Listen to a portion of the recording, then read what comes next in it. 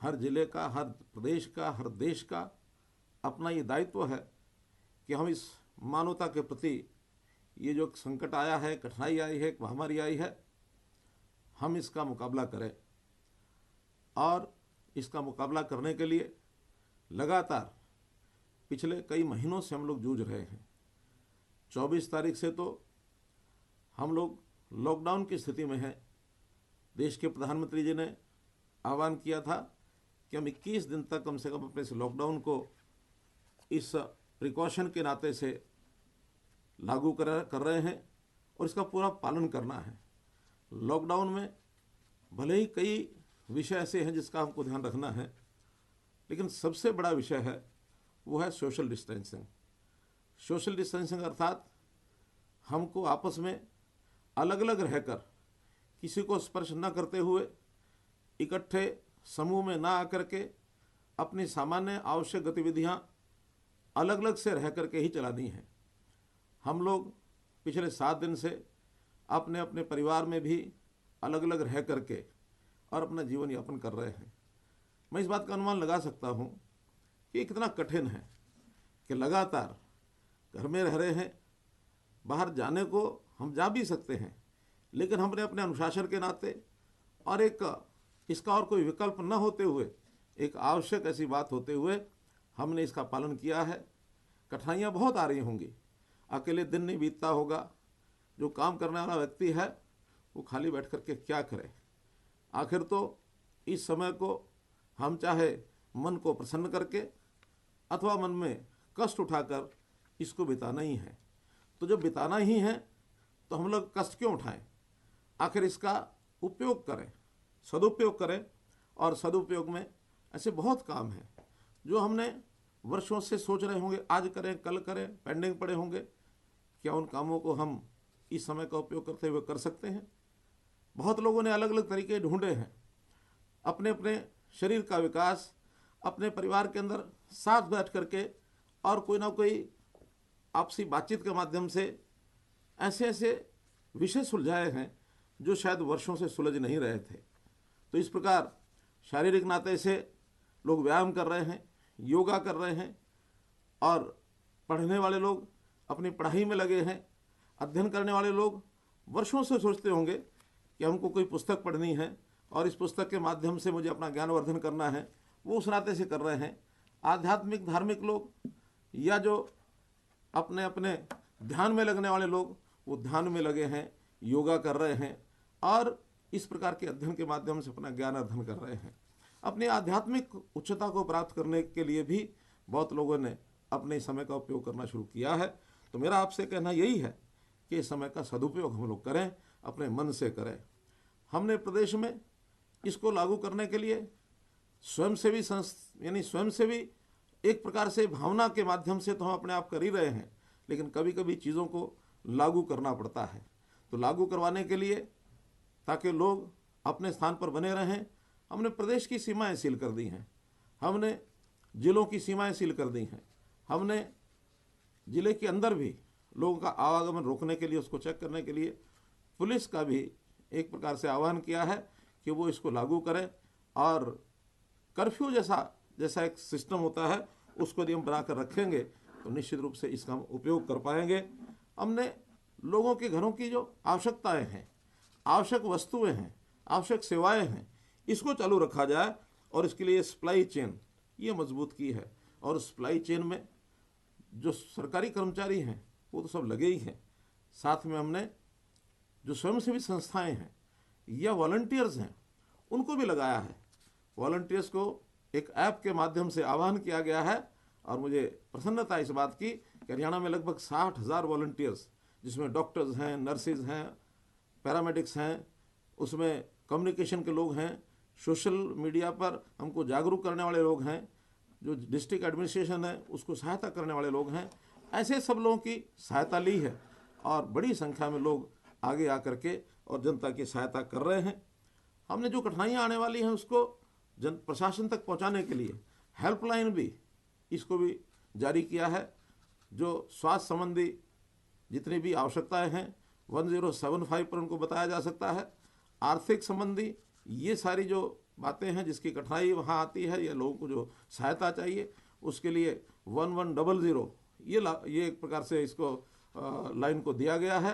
ये dedicated lines हैं, इसके ऊपर हम कोई भी कठिन परिस्थिति में आने पर हम इस लाइन का उपयोग कर सकते हैं। ऑनलाइन पास की व्यवस्था की है। जो लोग आवश्यक सेवाओं के लिए, आवश्यक वस्तुओं को पहुंचाने के लिए जिनको फील्ड में काम दिया गया है, उनको ऑनलाइन पास की व्यवस्था भी दी गई है ताकि वो फील्ड में जा सके, घूम सकें। अभी तक जो प्रदेश के अंदर जितने भी लोग इस कोरोना वायरस से पीड़ित हुए हैं, उनकी जानकारी भी मैं आवश्यक समझता हूं। हम लोगों ने लगभग 13,000 लोगों के ऊपर हरियाणा के अंदर अपनी निगरानी रखी हुई है। जो लोग विदेश से आए हैं अथवा विदेश से आए हुए लोगों के संपर्क में आए हैं, ऐसे 13,000 लोगों पर हमने निगरानी रखी है। बहुत से लोगों के टेस्ट हुए हैं। उन टेस्ट में अपने प्रदेश के अंदर 28 लोग ये पॉजिटिव जो टेस्ट है, ये एक प्रकार से पीड़ित लोगों की संख्या मिली। लेकिन मुझे उस बात की खुशी है कि इन 25 में से 8 लोग स्वस्थ हो गए हैं। और ये स्वस्थ होने की जो एक प्रकार से गति है, ये अच्छी है।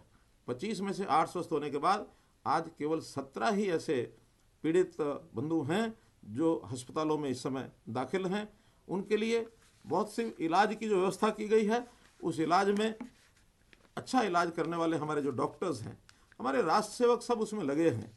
डॉक्टर्स हैं, नर्सिज हैं, पैरामेडिक्स हैं, इसमें क्लास 4 के कर्मचारी हैं, अस्पताल का सब स्टाफ है, एम्बुलेंस का स्टाफ है, मेडिकल कॉलेजेस के टीचिंग नॉन टीचिंग स्टाफ, ये सब लगे हुए हैं।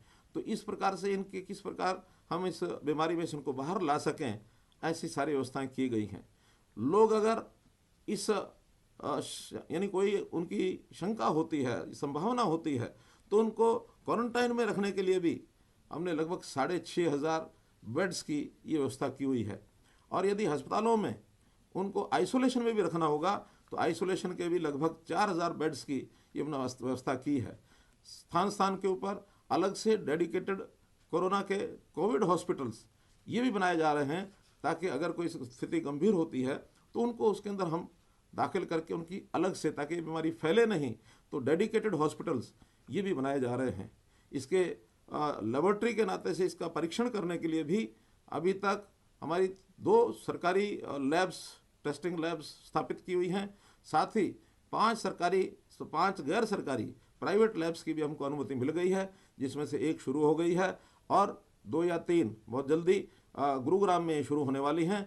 और इसके साथ सरकारी तौर पर भी 4 और लैब्स बनाई जाएं, जिसमें हिसार के अंदर अग्रसर मेडिकल कॉलेज में, करनाल के अंदर मेडिकल कॉलेज के अंदर, और इसी प्रकार नल्लड़ में मेडिकल कॉलेज में, एक रोहतक में अतिरिक्त फैसिलिटी मेडिकल कॉलेज में, और सेक्टर 6 का अस्पताल पंचकुला, यहाँ भी एक अतिरिक्त टेस्टिंग लैब बनाई जाए। तो ये नई टेस्टिंग लैब के लिए भी हमने सरकार से अनुमति मांगी है।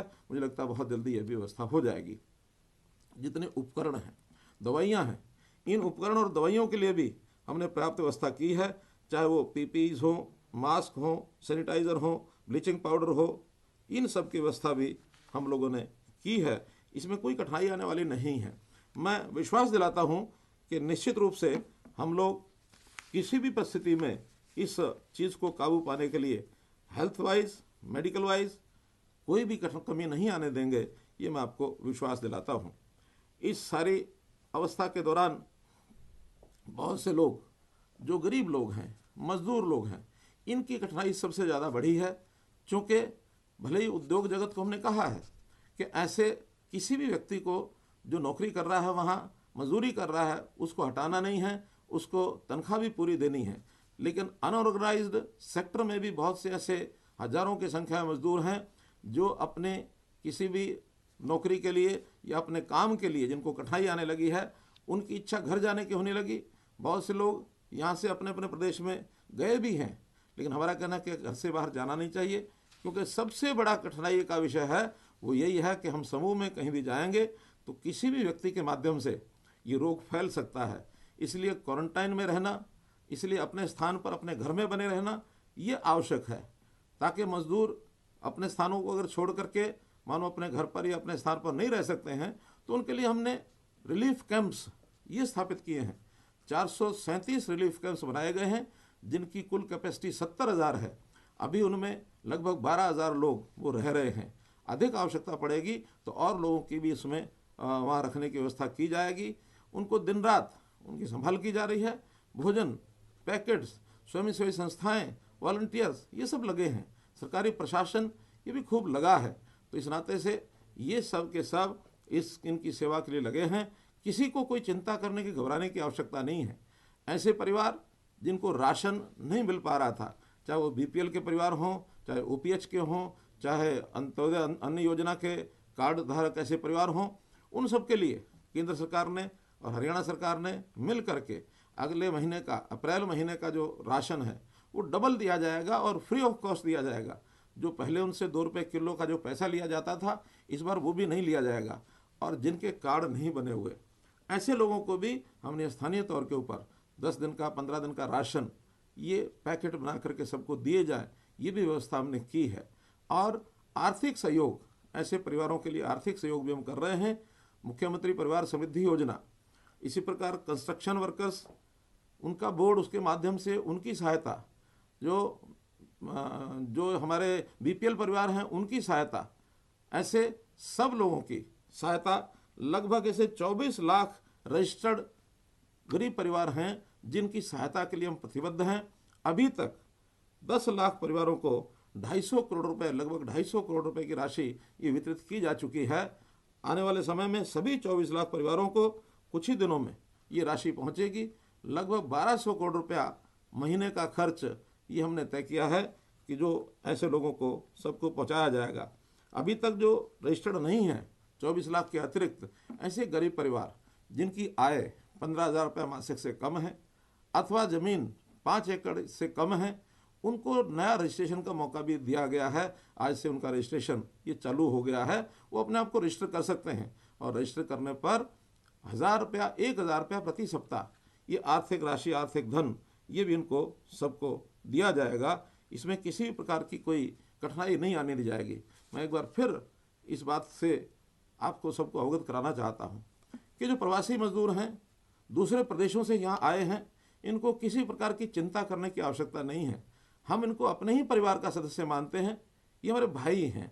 हम इस प्रदेश के अंदर ऐसा भेदभाव नहीं होने देंगे कि कोई दूसरे प्रदेश का है या हमारे प्रदेश का है। इनको सबको अपना मानते हैं। इनकी सहायता के लिए हम हर संभव प्रयत्न करेंगे। हमारा कितना ही पैसा खर्च हो जाए, किसी प्रकार की चिंता आपको नहीं करनी है। आपके द्वारा इतने वर्षों से जो काम आप कर रहे हैं यहाँ हरियाणा के निर्माण में, आपका भी योगदान है। तो इसलिए आप हरियाणा के निर्माताओं में से एक हैं। निश्चित रूप से आपकी किसी प्रकार की कठिनाई, ये हमारी अपनी कठिनाई होगी। तो इस नाते से इस विषय से हम थोड़ा और कंसर्न समझें, हम इसके साथ से अपना जुड़ाव हरियाणा के साथ जोड़ के रखें। हम आपके हर समय काम या हर समय जो आपकी सहायता का हर पग उठाने के लिए तैयार हैं। हमारा जो एडमिनिस्ट्रेशन है आपको किसी प्रकार की कोई कठिनाई नहीं आने देगा। इन सब कामों में स्वैच्छिक संस्थाएं भी लगी हैं। स्वैच्छिक संस्थाओं में एनजीओज, सामाजिक संस्थाएं, धार्मिक संस्थाएं, प्रदेश में बड़े बड़े ऐसे लोग हैं जो स्वयं आगे सहायता के लिए आगे आ रहे हैं, अपनी ऑफर्स दे रहे हैं। धार्मिक संस्थाओं ने अपने बड़े बड़े भवन वो हमको कैंप्स लगाने के लिए दिए हैं ताकि हम ऐसे लोगों के लिए वहाँ कैंप लगा सकते हैं, उनके भवनों का उपयोग कर सकते हैं। इसी प्रकार रिलीफ कैंप्स जैसा मैंने बताया, उनको चलाने में भी ये सब सामाजिक धार्मिक संस्थाएं वहाँ भोजन की व्यवस्था कर रहे हैं और वहाँ पर उनकी हर प्रकार के जो व्यवस्थाएं हैं उसमें अपना सहयोग कर रहे हैं। हमने इसके लिए एक corona relief fund, Haryana corona relief fund भी बनाया है और इस हरियाणा कोरोना रिलीफ फंड में लोग अपना अपना योगदान दिल खोल करके कर रहे हैं। पिछले 4 दिनों में ही लगभग 2,500 लोगों ने इसमें अभी तक 21 करोड़ रुपए का योगदान किया है। छोटी राशि से लेकर के 5 करोड़ रुपए तक का भी योगदान कुछ लोगों ने इसमें किया है। ऐसे सब लोगों का मैं बहुत आभारी हूँ और आह्वान करता हूँ कि बहुत बड़ा एक विषय, एक कहना चाहिए आर्थिक कठिनाई का आने वाला है। इस आर्थिक कठिनाई में ऐसे सब लोगों के सहयोग के लिए पर्याप्त धन की आवश्यकता है और यदि पर्याप्त धन आप लोग मुहैया कराएंगे तो निश्चित रूप से आज प्रदेश, हालांकि हमारा प्रदेश आर्थिक स्थिति में अन्य सब प्रदेशों से बहुत अच्छी स्थिति में है, फिर भी आखिर जिस प्रकार की कठिनाई प्रदेश में आ रही है, इस पिछले महीने में, मार्च के महीने में जो आज समाप्त हो रहा है, लगभग 3,000 करोड़ रुपए का रेवेन्यू कम आया है। और मैं समझता हूँ अप्रैल में तो इससे भी ज़्यादा, लगभग 6,000 करोड़ रुपए का रेवेन्यू हमारा कम आएगा।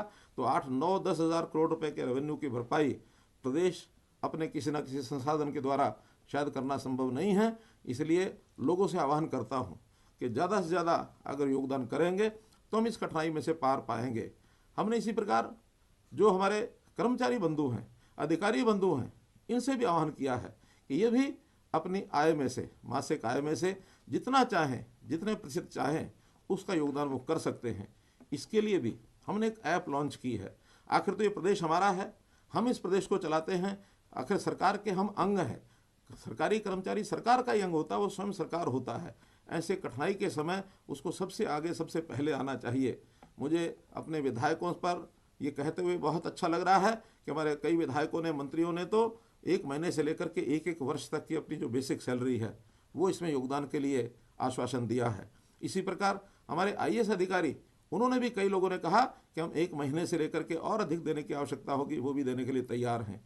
फिर भी एक ऐप लॉन्च किया है हमने मोबाइल पर, उस ऐप के माध्यम से अथवा ऑनलाइन उस ऐप के माध्यम से हमको एक अवसर दिया है कि हम उसके लिए अपने मासिक बेसिक वेतन में कितने प्रतिशत योगदान करना चाहते हैं, इसका एक अवसर दिया है। और 2 अप्रैल रात्रि से पहले हम इस ऐप में अपनी जानकारी देंगे तो उसका एक प्रदेश के इस व्यवस्था में, कोरोना रिलीफ फंड में उसका उपयोग हो सकेगा। ये आपसे निवेदन करता हूँ। हमारे यहाँ एक बड़ी कठिनाई जो आने वाली है वो किसानों के लिए आने वाली है, क्योंकि किसान बंधु, उनकी फसल पक गई है और पकी फसल वो आखिर काट कर, अनाज निकाल कर उसको बिक्री के लिए या तो मंडी में ले जाते हैं या उसको घर में लाते हैं। पिछले दिनों वर्षा, ओलावृष्टि, इसके कारण से भी किसान को कठिनाई बहुत हुई। उसकी स्पेशल गिरदावरी कराई गई है, जहाँ नहीं हुई है वो चल रही है। फिर भी इस पकी फसल को निकालना और उसको मंडी में लाना या उसको स्टोर करना, ये एक बड़ा विषय है। हमने अनाज मंडियों के लिए इस बार प्रोक्योरमेंट का समय बदल करके इस बार 15 अप्रैल से सरसों की प्रोक्योरमेंट और 20 अप्रैल से ये गेहूं की प्रोक्योरमेंट करने का अपना टाइम टेबल बनाया है, जो पहले के वर्षों की अपेक्षा थोड़ा विलंब से हो रही है। फिर भी मेरा किसान भाइयों से निवेदन है कि इस बार मंडी में लाने की जल्दी न करें। चाहे सरसों हैं, चाहे गेहूँ हैं, चाहे और कोई फसल है, इसको निकाल करके जितना ज़्यादा से ज़्यादा अपने घरों में स्टोर कर सकते हैं या स्टोर करने के लिए बाकी जितने अपने साधन हैं उनका उपयोग कर सकते हैं, उतना अच्छा रहेगा। क्योंकि ये जो कठिनाई हमारी है, ये हम आशा करते हैं कि 14 अप्रैल को ये समाप्त होगी।